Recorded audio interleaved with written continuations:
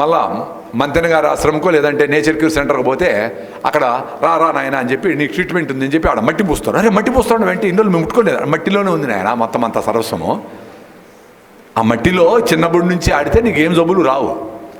నీ బాడీ మీద ఉండే బ్యాక్టీరియా, నీ పొట్ట లోపల ఉండే బ్యాక్టీరియా, బయట ఉండే బ్యాక్టీరియా 98% ఒకటే. దాంతో పాటి బతికితే ఏ జబ్బులు రావు. నీకు జరిగే డ్యామేజ్ అంతా నువ్వు బ్యాక్టీరియా నుంచి దూరం అయిపోతున్నావు కాబట్టి జరుగుతూ ఉంది. మీ బాడీలో 12 ట్రిలియన్ల సెల్స్ ఉంటే బాడీ సెల్స్ దానికి 10 ఎక్కువ, అంటే 1200 ట్రిలియన్ మైక్రోబ్స్ మీ శరీరంలో ఉన్నాయి. ఆ మైక్రోబ్స్ అన్నీ నీ బాడీ లోపల అవి ఆహుతయి నీకు ఎనర్జీని ఇస్తూ ఉంటాయి. నువ్వు తిన్న ఫుడ్ని అవి డైజెస్ట్ చేసుకొని వాటిని డైజెస్ట్ అయ్యి ఇంత పెద్ద ప్రాసెస్ జరుగుతూ ఉంది లోపల. సో మీరు ఆరోగ్యంగా ఉండాలంటే ఏం చేయాలా? నేచర్ ఫ్రెండ్లీగా ఇక్కడ ఉండే అరటిపండ్లు, సీతాఫలంకాయలు, జామకాయలు, ఇక్కడ ఉండే ఫ్రూట్స్, ఇక్కడ ఉండే ఆకుకూరలు, ఇక్కడ మీ పెద్దోళ్ళు ఎప్పుడు 50 ఏళ్ళ ముందర కాదు 70, 80, 100 సంవత్సరాల ముందర ఏం తింటా ఉంటారో ఆ ఆహారాన్ని తిని ఏట్లో ఉండే మంచినీళ్ళు, అంటే ఇప్పుడు ఏట్లో నీళ్ళు తాగితే పోతాము, ఇప్పుడు ఏట్లో నీళ్ళు కాదు, కొంచెం ముందర అంటే నిజంగానే ఆ నదుల్ని నీట్గా పెట్టుకుంటే ఆ నీళ్లు తాగి చెట్ల దగ్గర ఉండే గాలి పీల్చుకుంటే మీరు ఆరోగ్యంగా ఉంటారు. అంత సింపుల్. అవును, అంత సింపులే. ఇంకేం మీరు శ్రమ పడనక్కరే లేదు. ఈ 3 చేస్తే చాలు. ఒక ఆయన చాలా పొరపాట్లు చేసి జీవితంలో ఒక స్వామి దగ్గర పోయి, స్వామి నేను 100 ఎకరాలు అడవి పెంచాలనుకుంటాను, ఏం చేయమంటారో అని సజెషన్ అడిగినా అంట. నాయన ఎక్కడ అడవి పెంచాలనుకుంటాడో నువ్వు అక్కడ అడుగు పెట్టద్దు, అడవి అదే తయారవుతుంది అన్నాడంట. ఇప్పుడు మీరు ఆరోగ్యంగా ఉండాలంటే ఏం చేయాలంటే మీరు ఏం చేయకుండా ఉండాలా. మీరు గమ్మునుంటే ఆరోగ్యం వస్తుంది. ఏమ్మా మీరు గమ్మున ఉండాలా. ఏంది గమ్మున ఉండాలా? పొద్దున్నే టూత్పేస్ట్ చేస్తారు కదా, అది వాడకూడదు. ఆ టూత్పేస్ట్ ఒక దరిద్రము. దాని తర్వాత బ్రష్ చేసుకునేవా, రా నూడిల్స్ తిందువు, ఇదో దరిద్రం అదో దరిద్రము. వీడికి ఆరోగ్యం బాగుండాలని దేవుడిని కోరుకునే. దేవుడు ఏం చేస్తాడు? నువ్వు చేసేంత దరిద్రం పనులు దేవుడు ఎట్లా నీ ఆరోగ్యాన్ని ఇస్తాడు? సో దాంట్లో వచ్చి ఆ నొరగలో ఉండే SLES, సోడియం లారైల్ లీథైల్ సల్ఫేట్ అనేది మొత్తం నీ బ్యాక్టీరియా అంతా నాశనం చేసి 3 to 4 అవర్స్ నీకు రెసిస్టెన్స్ను పోగొడుతుంది. ఫస్ట్ జబ్బులు వచ్చేది గాలి నుంచి, లంగ్స్ నుంచి ఫస్ట్ ఎంట్రీ జబ్బులు మీకు వచ్చేదానికి ముఖ్యమైన కారణాల్లో ఒకటి ఆ గాలిలో వచ్చేసింది. అబ్బా వైరస్ బ్యాక్టీరియా అంటారు కదా, అట్లా వస్తాయి ఈజీగా పోయేదానికి గాలిలో వచ్చేది. నెక్స్ట్ నీ నోట్లో నుంచి ముక్కులో నుంచి పోయే బ్యాక్టీరియా. సో దానికి రెసిస్టెన్స్ ఫస్ట్ పోతుంది మీరు టూత్పేస్ట్ వాడితే. నాకు కూడా తెలీదు, చాలా రోజులు డాక్టర్ దగ్గరికి పోయి డెంటిస్ట్ పనులను చేసుకున్నాను సార్. ఇప్పుడు హాయిగా టూత్పేస్ట్ నిలిపేసి హ్యాపీగా ఉండాలి. ఇంత సింపుల్ థింగ్స్ మన జీవితంలో మనకు అనుభవం అయితే అదే మహానుభావుడు అనేది. మహానుభావుడు అంటే ఎవడో టకాని పైనుంచి ఇటు రాడు. అనుభవం మీరు పొందండి. మేము ఇప్పుడు సిరిధాన్యాలు అని చెప్తున్నాము. డాక్టర్ ఖాదర్ గారు మీరందరూ తెలిసే ఉంటుంది, యూట్యూబ్లో చాలామంది చూసింటారు. ఆయన చిన్న కుటుంబంలో ప్రొద్దుటూరులో పుట్టి ఇండియన్ ఇన్స్టిట్యూట్ ఆఫ్ సైన్స్ అంటే పెద్ద టాటా ఇన్స్టిట్యూట్ అంటాం బెంగళూరులో, పెద్ద ఇన్స్టిట్యూషన్ అది.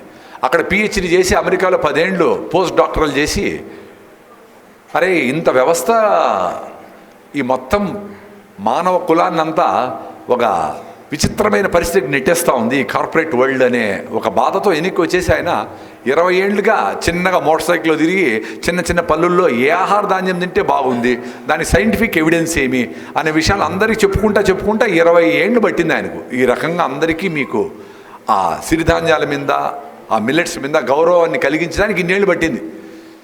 మాకైతే రాయలసీమలో ఈ కొరలు సామలు బండి ఏరియాలో అదేంటది పనులు తినే ఫుడ్ మీరేం తినేది అని చెప్పి ఈ తెల్ల బియ్యము పెడితే చాలా గౌరవం అని మొన్నటి వరకు. సో అందరికీ తెల్ల బియ్యము అన్నం అలవాటు చేశాము. మొత్తం అందరూ పనిచేసే వాళ్ళు కూడా అందరూ తెల్ల బియ్యం తిన్నారు. అందరికీ షుగర్లు వచ్చినాయి, అందరికీ థైరాయిడ్లు వచ్చినాయి, అందరికీ క్యాన్సర్లు వచ్చినాయి. ఇప్పుడు మీలాగా కొంచెం చదువుకునే వాళ్ళందరూ డబ్బులు ఎక్కువైనా పర్లేదని మీరేమో కూరల వైపు జంప్ అయిపోయినారు, వాడేమో రైస్లో మిగిలిపోయినాడు, వాడు రాలేడు. వీడిని అక్కడ పంపించి మీరే పెట్టి తట్టుకునేసారు. వాడు తెచ్చినట్టు ఎందుకంటే 100 రూపాయలు 200 అవి వాడు కొనలేడు. వాడు 2 రూపాయలు బియ్యం ఇస్తాడు కదా, అవే తింటాడు. తిన్నా దేవుడు ఎట్లా పెట్టినా, దేవుడు ఏం పెట్టాడు, దేవుడు తిన్నా వైట్ రైస్ తింటే దేవుని కూడా థైరాయిడ్ వస్తుంది, దేవుని కూడా షుగర్ వస్తుంది, దేవునికి కూడా బీపీ వస్తుంది గ్యారెంటీగా. ఎందుకంటే దేవుడు ఇక్కడ పుట్టినాడంటే మానవ మాత్రమే కాబట్టి మానవుని ధర్మాన్ని నిర్వర్తించాల్సింది ఎవరైనా. ఈ మిల్లెట్స్కి ఉండే ప్రాధాన్యము కొన్ని థౌజండ్స్ ఆఫ్ ఇయర్స్ నుంచి హిస్టరీలో చూసుకుంటూ వస్తే, వకుళమాత వెంకటేశ్వర స్వామికి దెబ్బ తగిలితే సామ అన్నంతో భోజనం చేసి పెట్టిందని, శకుంతల దుష్యంతుడు తలంబ్రాలుగా దుష్యంతుడు కొర్రలు ఆమె తలంబ్రాలుగా పోసినాడని, ఊదలతో గంజి చేసి శివాజీ గారు మహారాష్ట్రలో ఆ సైనికులకి అందరికీ ఊదలు గంజి పోసి దెబ్బలు మానేదానికి చేసినాడని ఇది హిస్టరీలో ఉన్నాయి. దాన్ని ఇంకొంచెం సైన్స్ను జోడించి పీచు పదార్థం ఎక్కువ ఉండే ఈ ధాన్యాలకి ఖాదర్ గారు సిరిధాన్యాలు అని పేరు పెట్టి ఆయన ఒక ఎన్నిక వచ్చిన అమెరికా నుంచి రిటర్న్ వచ్చినాక CFTRI అనే ఒక సంస్థ ఉంది మైసూర్లో, central food technological research institute అని. అది గవర్నమెంట్ ఆఫ్ ఇండియాలో పెద్ద ఇన్స్టిట్యూట్. అక్కడ చేరి దీని మీద రీసెర్చ్ చేద్దాము, అసలు ఎందుకు ఏ జబ్బులు ఎందుకు వస్తూ ఉన్నాయి, ఎట్లా దాని నుంచి బయటపడవచ్చు అనే ఒక స్టడీలో హోమియోపతి మీద స్టడీ చేసినాడు ఆయన. హోమియోపతి బుక్స్ అన్ని చదివినాడు. చదివి కొన్ని రకాల ప్రయోగాలు ఆయన శరీరం మీద చేసుకున్నాడు. అది పూర్తి నమ్మకం వచ్చినాక మంది ఇస్తూ ఉన్నాడు. భుజం నొప్పి, అసిడిటీ, కళ్ళు మంట, ఏదో నొప్పి ఇచ్చి తగ్గింది. మళ్ళీ 2 నెలల తర్వాత మళ్ళీ వచ్చింది ఇంకో జబ్బు, ఇంకో రకంగా, లేదా అదే మళ్ళీ రిటర్న్ వస్తున్నాడు. సో మనుషులు పోతా ఉంటారు. చూడండి, మీరు డాక్టర్ దగ్గర చూడండి, 10 రోజులు మీరు హాస్పిటల్లో ఉంటారు. డిశ్చార్జ్ వెళ్ళేటప్పుడు సార్ మళ్ళీ ఎప్పుడు రావాలి సార్ అంటాం. అంటే మీకే డ్యామ్ షూర్ అన్నమాట, మళ్ళీ వస్తావు యాడికి బోడీ పెట్టాను అని కూడా. చూడండి 1 నెల వాడండి అంటే వాడిన తర్వాత మళ్ళీ రావాల్సిందే. అట్లా 30 ఏళ్ళు థైరాయిడ్కి మందు తినాల్సిందే చచ్చే వరకు. ఆ శ్రద్ధాంజలిని వస్తుంది ఊరు బయట, ఒకటి బోర్డు పెడతాం కదా శ్రద్ధాంజలిని, అంతవరకు వాడాల్సిందే మాత్రలు కంటిన్యూ అన్నమాట.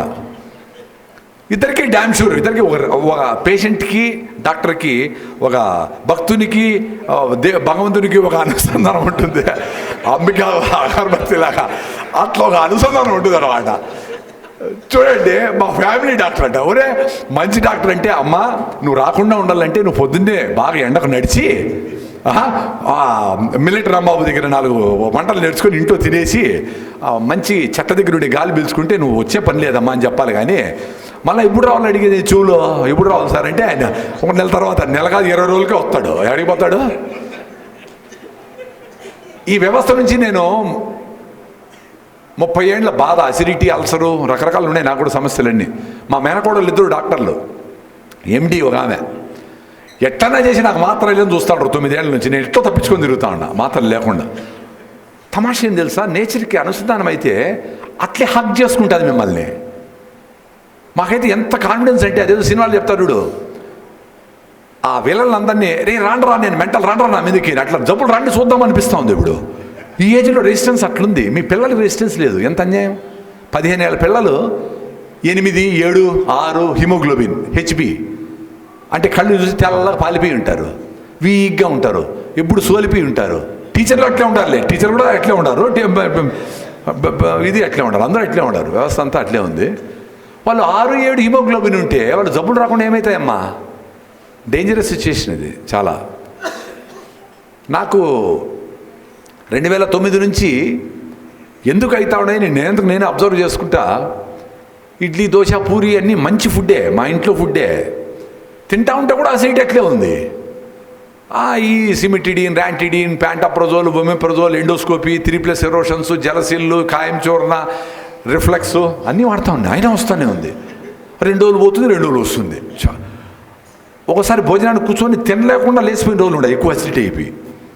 రాగి సంగటి ఎప్పుడు తింటా ఉన్నానో అప్పుడు బాగున్నట్లు 6 అవర్స్ 8 అవర్స్ బాగుంది.